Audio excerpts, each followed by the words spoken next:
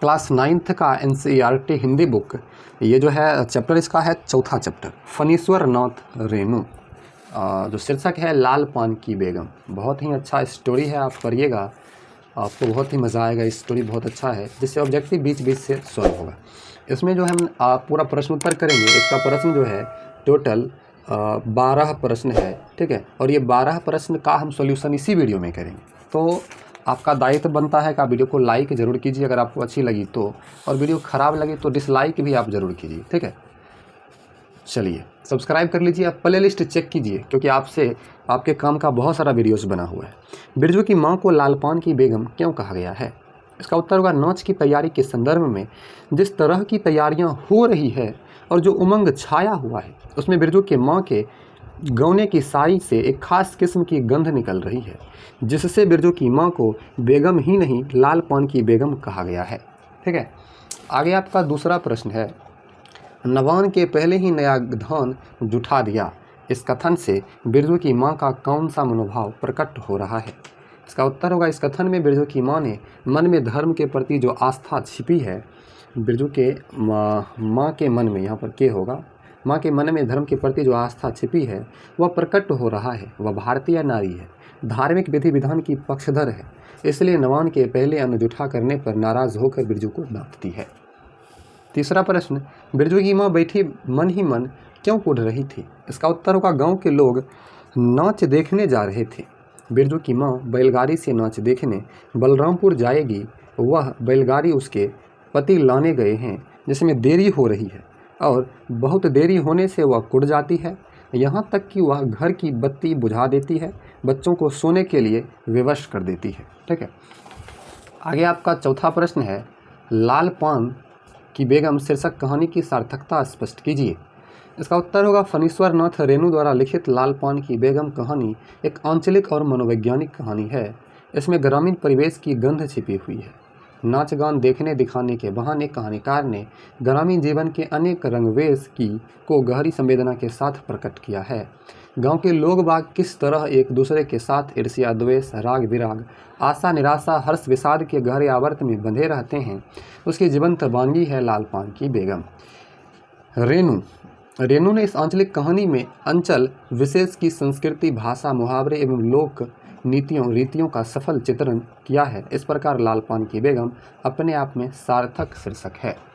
आपका 5 का क नंबर प्रश्न है, और जो है व्याख्या वाला, 4 मन जूट का पैसा क्या हुआ है, धरती पर पाँव ही नहीं पड़ते। इसका व्याख्या करते हैं। चलिए, प्रस्तुत पंक्तियाँ फनीश्वर नाथ रेणु द्वारा लिखित लाल पान की बेगम शीर्षक कहानी से उद्धृत है। मखनी फुआ पानी भरकर लौटती हुई पनभरनियों से अपनी भाषा में कल की छटपटाहट और अच्छी फसल पाट की कमाई से होने वाले बदलाव का वर्णन करते कहती है कि कल तक तो बिरजू की मां अकुलाहट में थी और आज गली, आगे इस प्रश्न का उत्तर अगला पेज में है, और आज गली मोहल्ले में लोगों से कहती फिरती है कि बिरजू के बप्पा ने कहा है कि मैं बैलगाड़ी पर बिठाकर तुझे बलरामपुर का नाच दिखाऊंगा। लोगों की मानसिकता किस प्रकार समय के साथ बदल जाती है, रेणु जी ने इस कहानी में उसका सटीक उदाहरण प्रस्तुत किया है। छठा प्रश्न है, थोड़ा सा बड़ा है। 10 साल की चंपिया जानती है कि शकरकंद छीलते समय कम से कम बार बार माँ उसे बाल पकड़कर झकझोरेगी, छोटी छोटी खोंट निकालकर गालियां देगी। इस कथन से चंपिया के प्रति माँ की किस मनोभावना की अभिव्यक्ति होती है? इसका उत्तर होगा, प्रस्तुत पंक्तियाँ लाल पान की बेगम शीर्षक कहानी से उद्धृत की गई है। प्रस्तुत पंक्तियों में श्री फनीश्वर नाथ रेणु ने ग्रामीण समाज और जो साक्षर नहीं है उसकी मानसिकता का बड़ा ही सुंदर चित्र खींचा है। इस पाठ में रेणु जी ने शकरकंद का उदाहरण देकर समझाया है कि चंपिया नस्ल से बेटी है और छोटी है। शकरकंद कच्चा भी मीठा होता है और पका हुआ तो और मीठा हो जाता है। बच्चा उसे खाने के लिए ललचता है। वह माँ से शकरकंद छीलने के लिए मांगती है तो माँ कहती है कि नहीं, तू एक छीलेगी और 3 पेट में। चंपिया भी जानती है कि उस काम के लिए उसे कितनी प्रताड़ना सहनी होगी। शकरकंद छीलने के बदले वह पड़ोसीन से कराही मांग कर लाने को कहती है, जो उससे 1 दिन के लिए मांग कर ले गई थी। उपरोक्त पंक्तियों में चंपिया के प्रति अविश्वास का भाव उसकी मां के मन में छिपा है। वह शकरकंद छीलने के बहाने चोरी छिपे कुछ शकरकंद खा जाएगी। ठीक है। आप स्क्रीनशॉट लेना चाहे तो सबका उसी समय रोक कर ले लिया कीजिए। चलिए 7वां नंबर प्रश्न पर चलते हैं। अभी तक लाइक नहीं किया है तो ज़रूर कीजिएगा, थोड़ा सा बड़ा प्रश्न है। बिरजू की माँ का भाग ही खराब है, जो ऐसा गोबर गणेश घरवाला उसे मिला। कौन सा शौक मौज दिया है उसके मर्द ने उसे, कोल्हू के बैल की तरह खटाकर सारी उम्र काट दी। इसके यहाँ प्रस्तुत कथन से बिरजू की माँ और उसके संबंधों में करवाहट दिखाई पड़ती है। करवाहट अस्थायी है या अस्थायी, इसके कारणों पर विचार कीजिए। इसका उत्तर होगा प्रस्तुत पंक्तियाँ फणीश्वर नाथ रेणु द्वारा लिखित लाल पान की बेगम शीर्षक कहानी से उद्धृत है। इस कहानी में रेणु जी ने ग्रामीण नारी की मनोदशा का वर्णन बड़ा ही सचित्र चित्र खींचा है। समय पर नाच देखने के लिए बैलगाड़ी के नहीं पहुंचने पर बिरजू की माँ की झुंझलाहट का सहसा आभास हो जाता है कि वह अपनी बेटी से कहती है कि चूल्हा में पानी डाल दे, बत्ती बुझा दे, हमारी मनोकामना कब की पूरी होने वाली, खपची गिरा दे, बप्पा बुलाए तो जवाब मत देना। रेणु जी ने इस अस्थायी करवाहट को इतने सटीक ढंग से सजाया है कि कहानी में 4 चांद लग गए हैं। इस कथन में भारतीय नारी की सहजता, सौहृदता, पति के प्रति उलाहना का भाव एवं मुख पीड़ा की अभिव्यक्ति मिलती है। ठीक है, इसका भी स्क्रीनशॉट कर लीजिए। आगे बढ़ते हैं 8वां नंबर प्रश्न। गांव की गरीबी तथा आपसी क्रोध और ईर्ष्या के बीच भी वहाँ एक प्राकृतिक प्रसन्नता निवास करती है। इस पाठ के आधार पर बताएं। इसका उत्तर होगा प्रस्तुत पंक्तियाँ लाल पान की बेगम शीर्षक कहानी से उद्धृत की गई है। रेणु जी ग्रामीण परिवेश के रचनाकार हैं। उन्होंने वहाँ की भाषा एवं बोली का प्रयोग अपनी रचना में इस तरह किया है कि लगता है कि यह कहानी गाँव में हो गया है। गाँव के लोग छोटी छोटी बातों में भी राग द्वेष बैर भाव से भर जाते हैं, एक दूसरे से चिढ़ते हैं। लेकिन कुछ समय ऐसा भी आता है जब लोग इन सभी बातों को भुलाकर एक साथ हो जाते हैं।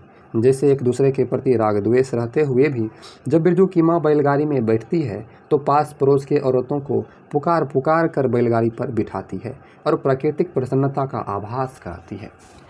9वां प्रश्न आपका है, कहानी में बिरजू और चंपिया की चंचलता और बालमन के कुछ उदाहरण प्रस्तुत करें।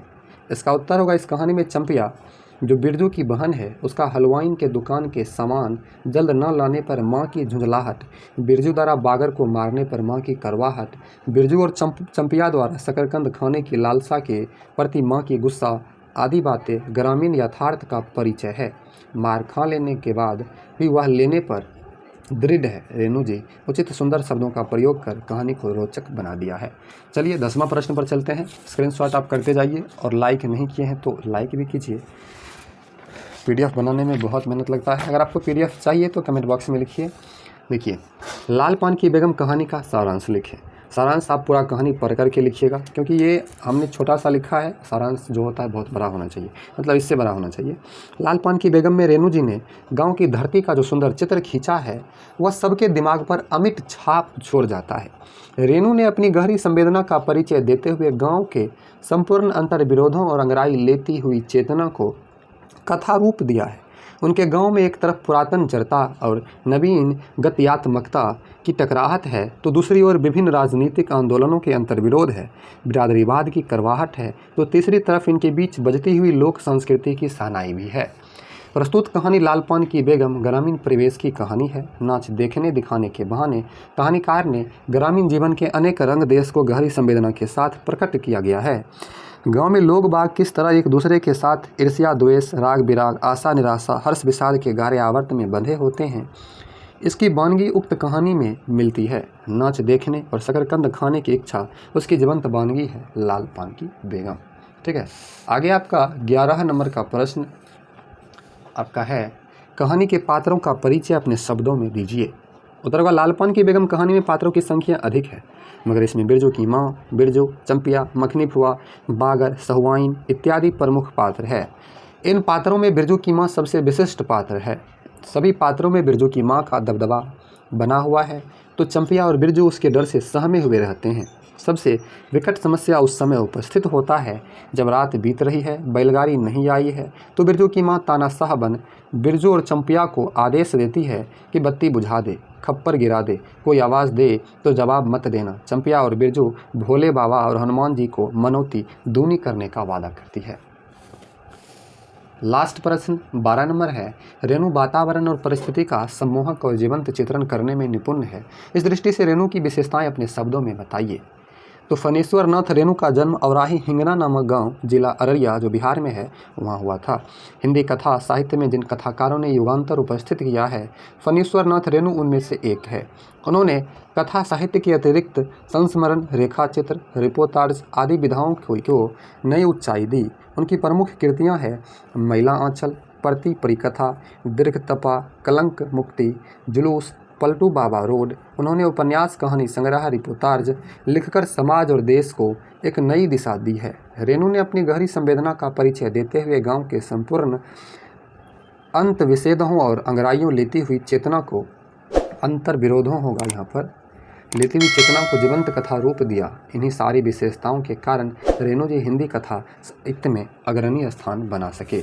तो हमने इस वीडियो में ग्राम गीत का मर्म, इस चैप्टर का सारा प्रश्न उत्तर जाना। वीडियो को आप लाइक ज़रूर कीजिए, सब्सक्राइब कर लीजिए, प्लेलिस्ट चेक कीजिए इसी प्रकार के वीडियोज़ के लिए। थैंक यू, मिलते हैं अगले वीडियो में।